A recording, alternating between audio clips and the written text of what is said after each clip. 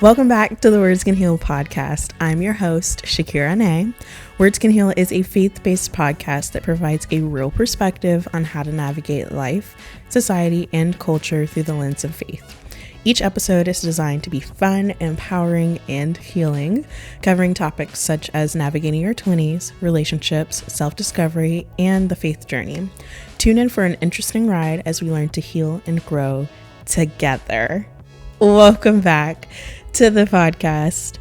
We're gonna launch season 2 with this episode, and where do I begin? There's just been so much life that has happened between whenever I recorded my last episode and it went up and now, and I was hesitant on whether I wanted to just be like, return like business as usual, or if I was like, no, like fresh start, fresh beginning, realistic standards, realistic goals for season 2. And I think that's where we're at. And I'm glad that this is going to be the first episode of season 2. So yeah, we're just going to dive in. I'm going to call this more of a free flow podcast. I don't have a topic as of right now for like what it's going to be entitled. However, we're going to be talking about just life. Your girl turned 25. What day is it? Today's the 19th, Juneteenth. Love that. 2 days ago, June 17th, I turned 25, and frontal lobe is on the verge of a full development. She's fully developed or near that. And I just feel refreshed. That's like the best way I can explain it. I feel like more enlightened. And it's not the whole like, as soon as you turn 25, your brain's fully developed. However, I just feel like with all the life events that have happened over the past 6, maybe 7, 8 months, I would say, it has just led up to this point of like realizing things. And I feel like Kylie Jenner said it best. This is the year of realizing things. And I do relate to that heavy. So yeah, I turned 25 on June 17th. I was celebrated very well by family and close friends. And I don't know if it's, it is, there's so much I want to talk about right now. My brain is like all over the place. We'll stick to this for now.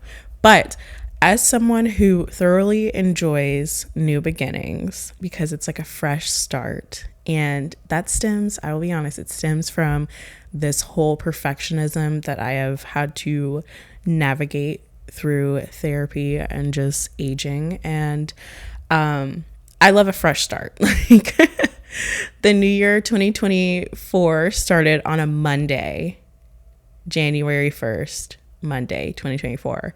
The freshest of fresh starts. And I live for stuff like that. So to be, you know what? My birthday was on a Monday too. Don't play with me now. Do not stop playing with me now. Anywho, fresh starts. I just, in my mind, it scratches my type A mind, because I'm like, it's like a blank page. It's time to start over again and just have a fresh beginning. And I will say, because of therapy, I've learned that sometimes I can get stuck in that mentality of like, if something is not the quote unquote perfect ideal situation where it's a fresh start, like, I can't try this thing because it's a Thursday. Like I have to wait and start it on a Monday because that's the beginning. Or some people who have Sunday as the beginning of the week, like I have to wait until Sunday because that's the beginning. I can't start this fitness journey until the first of the month because it'll be 30 days. But it's in therapy, I learned to A, recognize that, but B, navigate changing that mindset and that perspective on fresh starts and new beginnings.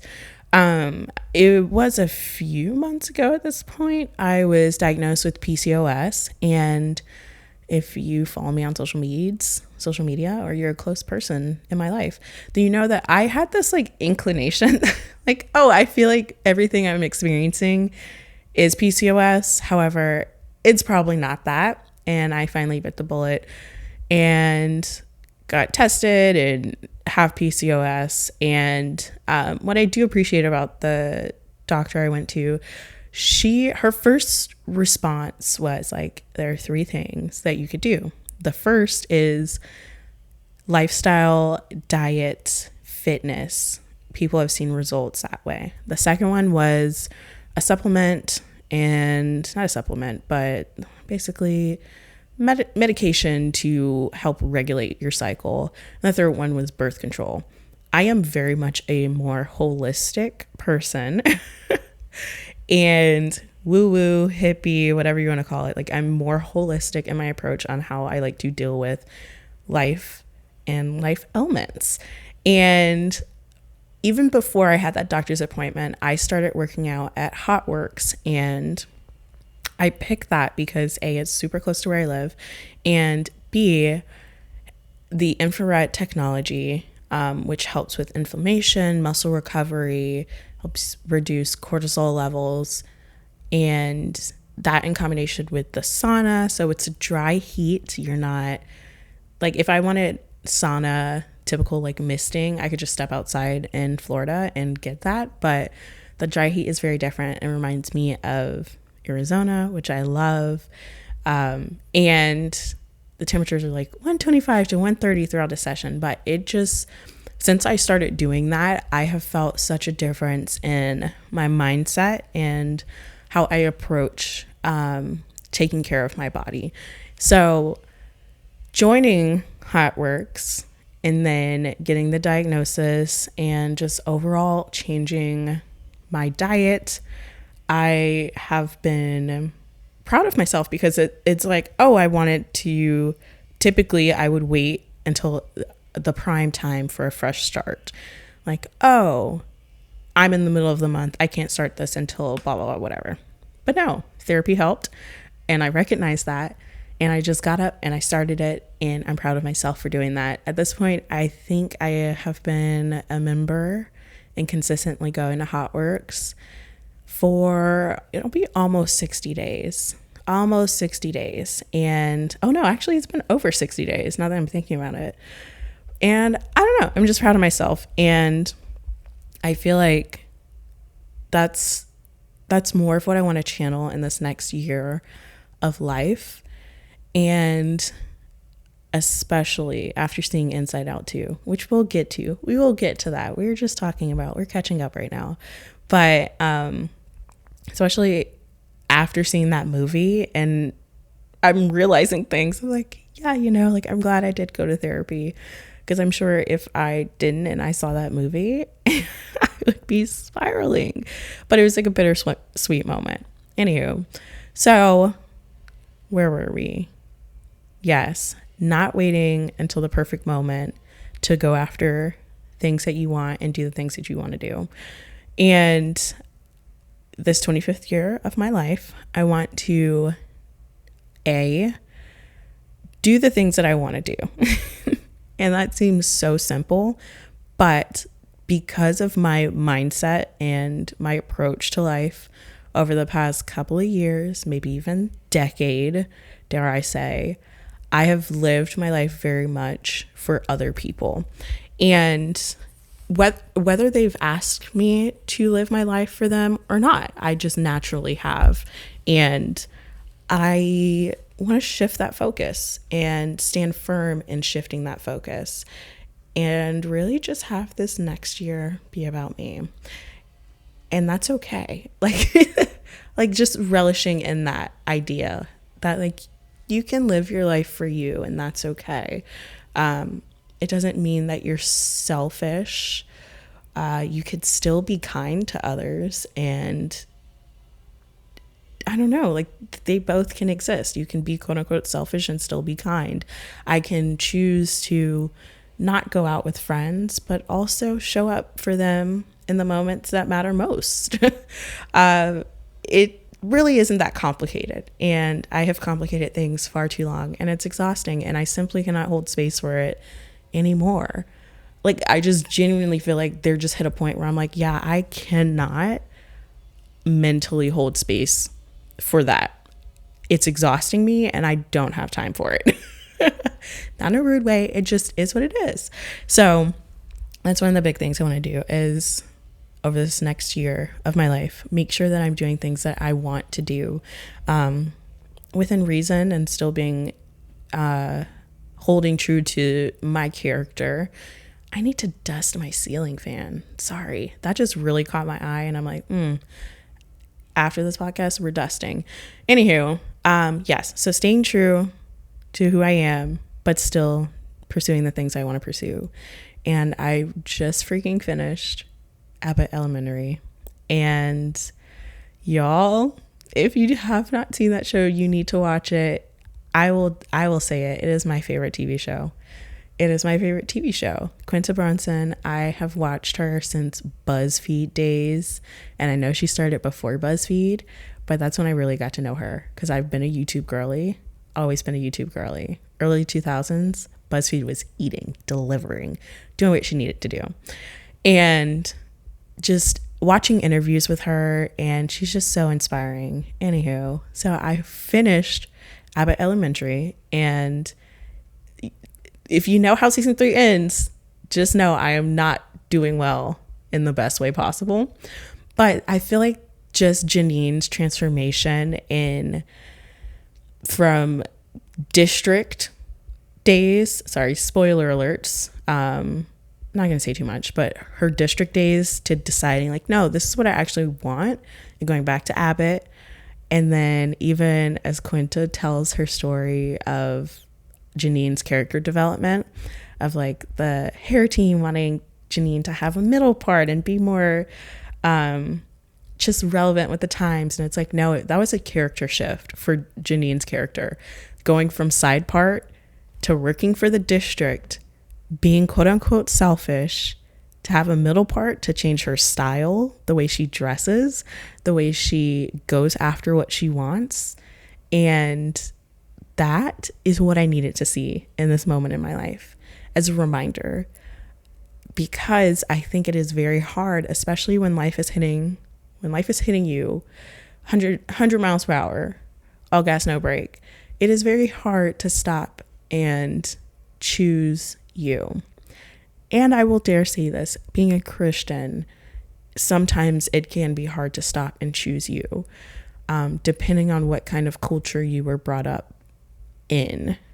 And navigating a relationship with God in general, it's just different for every person. And I have had to learn that just doing quote unquote what is right does not mean that I get it, like that I'm good. Because you can check boxes off all day long, but if you're not retaining anything on that list, it's not doing anything for you. And I definitely had a season in my life where I was just checking off boxes, doing what I was supposed to do. And yeah, I was quote unquote good, whatever that means, but I wasn't really getting it. And I had a relationship with God, but if I'm being honest, like, even though I was doing all the right things, I was on leadership, I was doing an internship, I was not sinning, whatever, quote unquote, the good things, I still had a surface level relationship with God. And I think maturity, as you grow as a person, as you age, as you experience life, that changes how you have a relationship with God. And I believe it gets better with time. And yeah, I'm just holding space and leaving room for that to happen. So yeah, and with that allows me the space and the grace to be like, what do I want to do with my life? How do I want to act? Who do I want to be perceived as? And too often I have limited how I lived life to simply match how I want to be perceived, because I was maybe afraid of people not liking me for who I really am. And it's not too different than how I present myself, but maybe it's the only child in me. It's the perfectionism. I often do have noticed that I present myself as more quote unquote put together than I actually am. And that's exhausting. I've talked about it in therapy. It is very exhausting, and I'm going to mess up.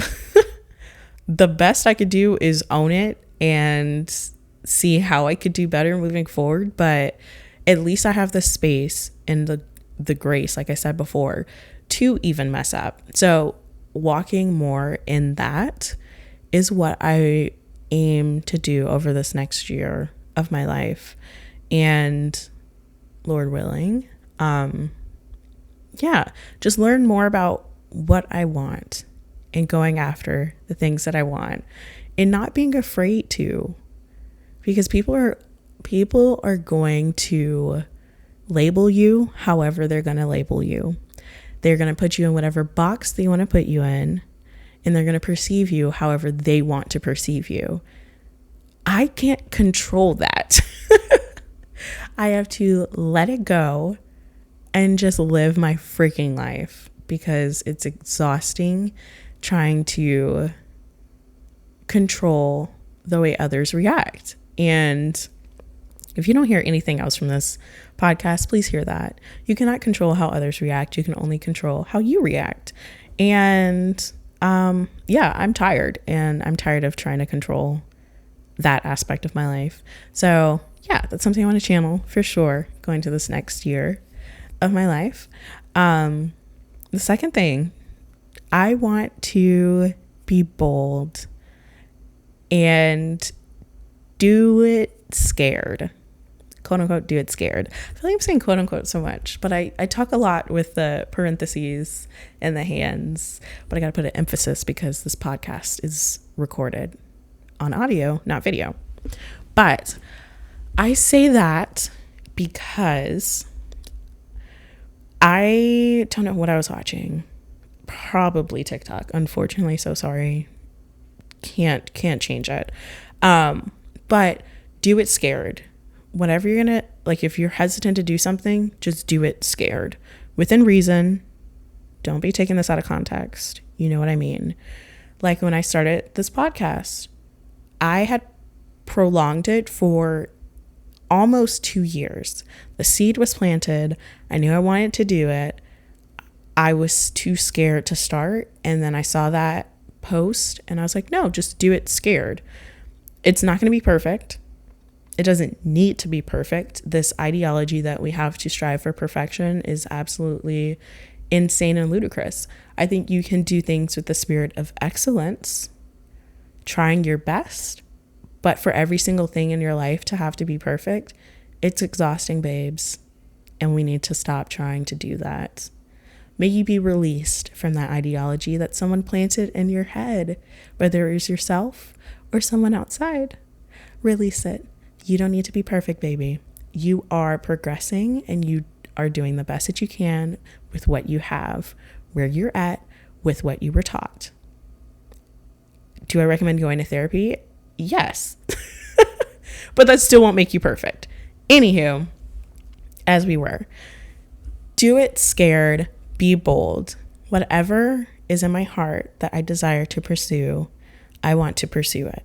So if it's designing a freaking tote bag, or doing this podcast, or photographing more weddings, like putting myself in a position so that I can just step out and experience all that I want to experience in this life, because life is short and it's unpredictable. And I just want to enjoy the time that I have, but also still stay true to my character and exhibiting the fruits of the spirit and moving in kindness and love and patience,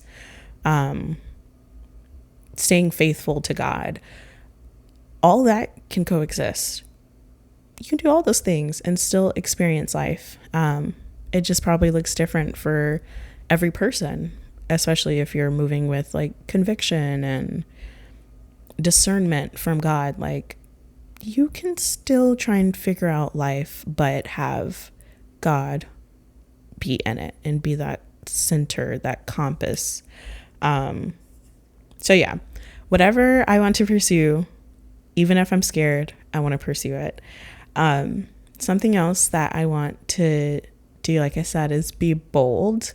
For the most part, I feel like I'm getting more comfortable in my skin, especially just being at work, like being confident in my decisions. And I think it was funny too, because I was reflecting on when I was the executive assistant, there was some situation, and like with the specific role of executive assistant, for the most part, whether you're in corporate, non-corporate worlds, you are a decision maker. And I just reflected back and I'm like, oh, like I probably could have stood more firm in a decision or just spoke up, especially because it was a safe space to speak up, specifically speaking for me.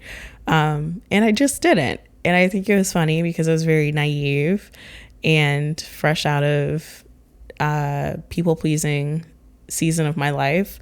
So it was kind of just like, oh yeah, like literally whatever you need, like I'm here, more of an assistant rather than like executive assistant of like, no, we shouldn't do that. Or I think you need to do this because your schedule's looking crazy and we don't have time for that. I don't think this is realistic. But yeah, that was just the time that I was reflecting on. And yeah, there are more things that I want to do during this 25th year of my life, but those are just some that I wanted to share that actually stood out. But we're going to talk about Inside Out now because it ties in. It really does. If you have not seen Inside Out, I recommend you seeing it and then see the second movie, because child, let me freaking tell you, my friend Madeline, shout out to Maddie. I've never called her that. I call her Mad Lib sometimes. She invited me over because she's like, you need to see this movie. And I was like, bet. So we watched it. I cried. And then a few weeks later, actually no, it was probably a few months later, fast forward to now, we saw Inside Out 2 last night. And it was just so good. And Disney has always been like this, where yes, the movies are for kids, but there's always something in there that even as an adult, you can take away from it. And honestly, the whole entire movie, I took something away, and that's okay. But first of all, I love Ao, the actress for Envy, also one of the stars in The Bear. Amazing show. We are only a week and a half away from the next season, and I can't wait. Back on topic though, Inside Out 2. She was Envy. So we have Envy introduced. We have ennui introduced. We have embarrassment introduced and anxiety introduced. As Riley turns a new age, she hits puberty, and just out of the blue, boom, these emotions show up. She is confused. She's trying to navigate life. And in Inside Out 2, when these new emotions are introduced, it is no longer joy that is controlling the emotion board, or controlling Riley, while allowing the other emotions their time to shine, because it's healthy to experience all emotions. It is now anxiety taking over and controlling the way Riley handles her life and perceives things and makes decisions. And it's just such a great visual representation of what it looks like when you are experiencing anxiety and when you are letting anxiety lead in your life. And it also did a great job in presenting it in a way of like, yes, sorry, I had to take a pause there. I think sometimes in Christianity, anxiety is like, no, no, this is from the enemy. You need to cast that out. While anxiety isn't good for you, I love the way it was presented in this movie. Anxiety is simply trying to protect you. Doesn't mean it's a good thing. However, there are still parts that you can take away while you're experiencing anxiety that shape you, that help you make decisions moving forward. Not to say that anxiety is a good thing. I'm just saying we can't ignore that anxiety exists and that it arises. Like, yes, God can heal you from severe anxiety disorders, depression disorders.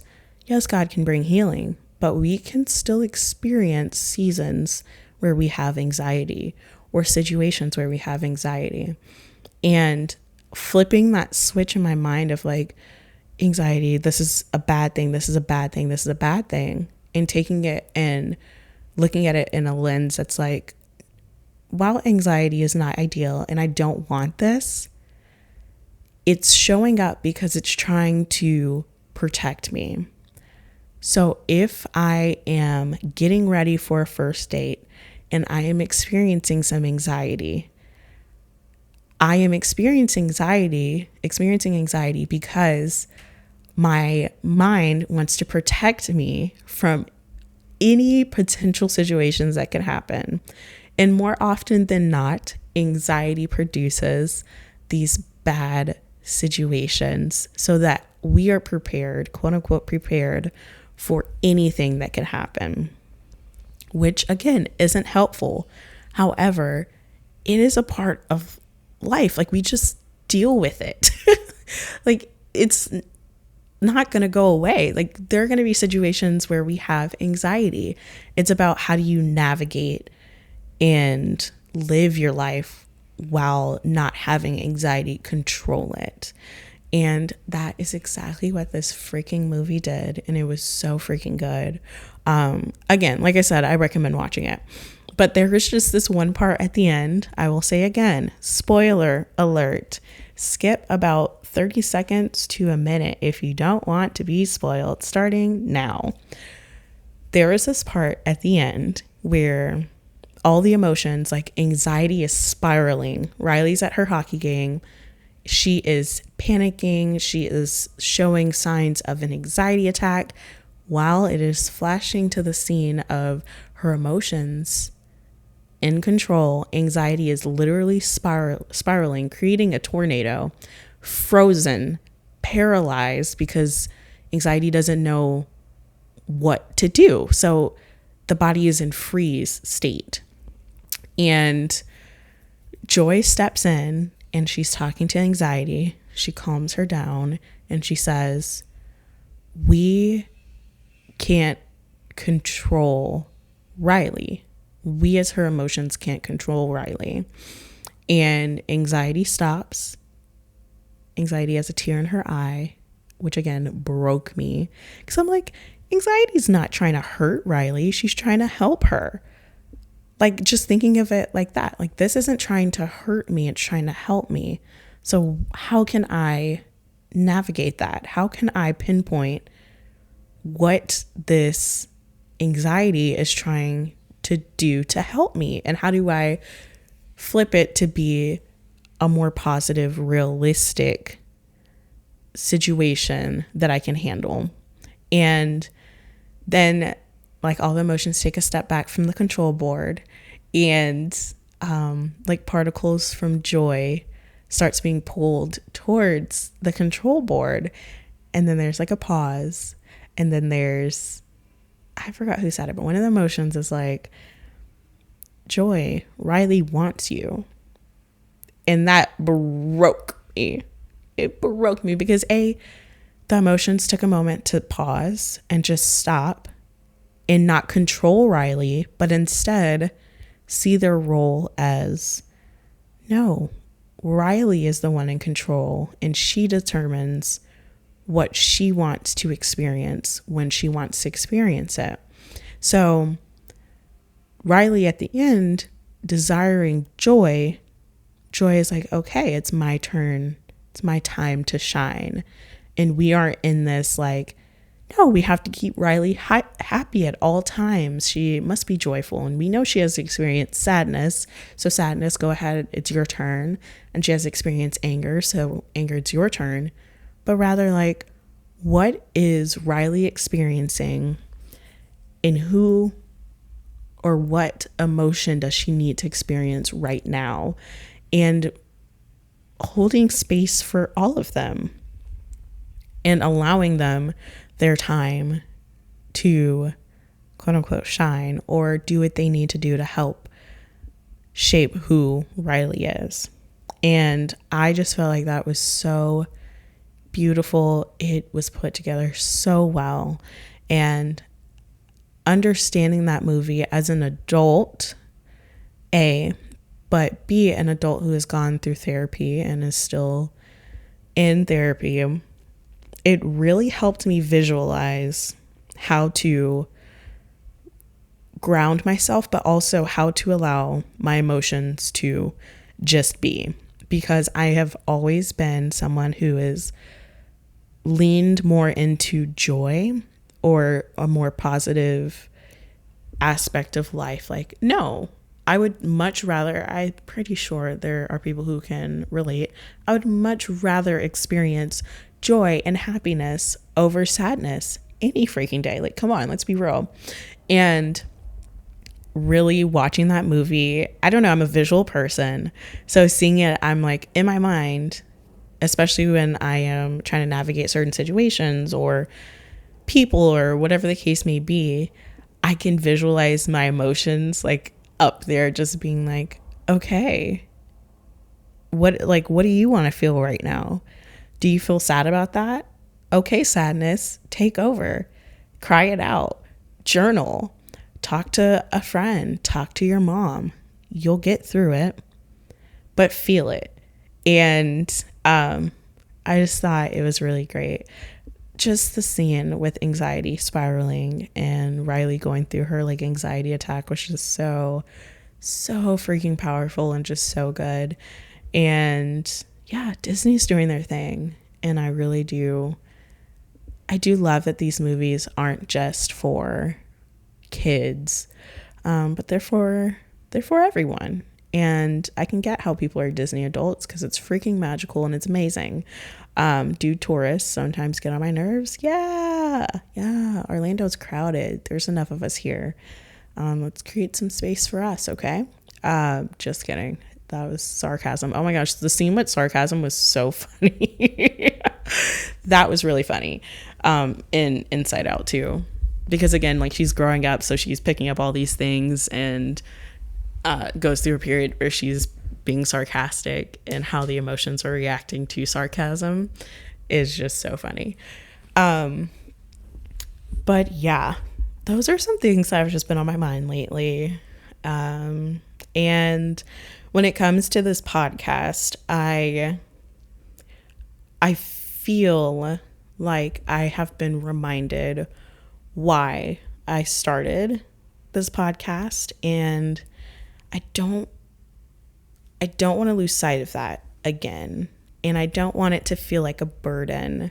And I don't want to fall into this trap of like, just with social media culture and everyone attempting to be an influencer of some sort, it very much, and I will say this with full boldness, it is very much oversaturated.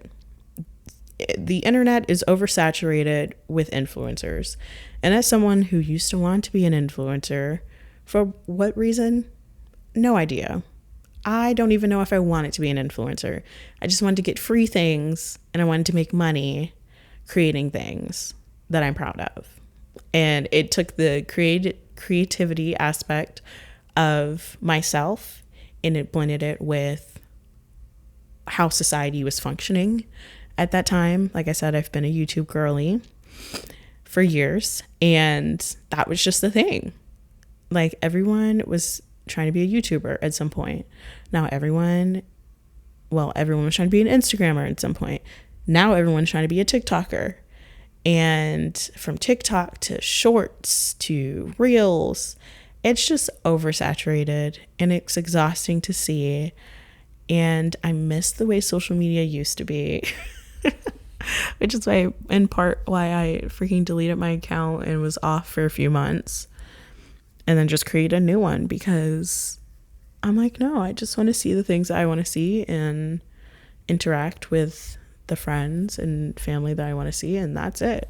Like, that's it. I don't want to see an ad every 2 seconds, which, fun fact, you can deactivate on Instagram. You can deactivate your ads for 30 days. Go look it up. But yeah, with this podcast, I want to stay true to my why. And I started this podcast because I want to help people understand that you can find healing through words, whether you are expressing them or you are hearing them. Words have power, and you can find healing through them. And I wanted the words that I speak on this podcast to have some kind of seed be planted or just healing aspect to it. That way when people listen, they leave with something. And it helps them, because I'm someone who has experienced a past struggling with mental health situations, and just coming from that really dark space to where I am now, I have experienced so many people pouring into me with kindness and guidance, and even the words, obviously, in therapy that have had healing aspects to it. And from the biblical standpoint, just the scripture and word of God, like the words that I read, the lyrics I hear in gospel songs or worship songs, it has all contributed to me being a better version of myself. And I want to have that impact on people when they listen to this podcast. And before, I would have been like, oh, new episode every single week. Let's go. I'm in influencer mode. But I'm exhausted by influencers, and I'm exhausted by attempting to even try to be an influencer. I had my season. When I was first starting photography, I was around a lot of bloggers, so I was getting a lot of invites to events or receiving free products, and it was fun. 16 years old, 17 years old, 18 years old, it was fun. But now I'm exhausted by that concept, and I just want to live my freaking life. And having this be a business, technically, at some point, I will navigate that when it's time. But until then, I just want to post episodes with hopes that people will listen and they will leave with something. So, season 2, thank you for joining the Words Can Heal podcast, first episode. I cannot promise you that there will be an episode up next week, but I am going to tell myself that I'm going to post at least once a month, and anything other than that, cool. We're in business. It's fun. But yeah, you can follow me on Instagram at the Shakira Nae. You can visit shakiranae.com/wordscanheal. I believe it's /wordscanheal. It's been so long since I've done this. And you can submit topics for me to talk about on the podcast. And if you liked it, go ahead and subscribe, follow, share it with a friend. And yeah, I guess that's it. Thank you for tuning in, and until next time.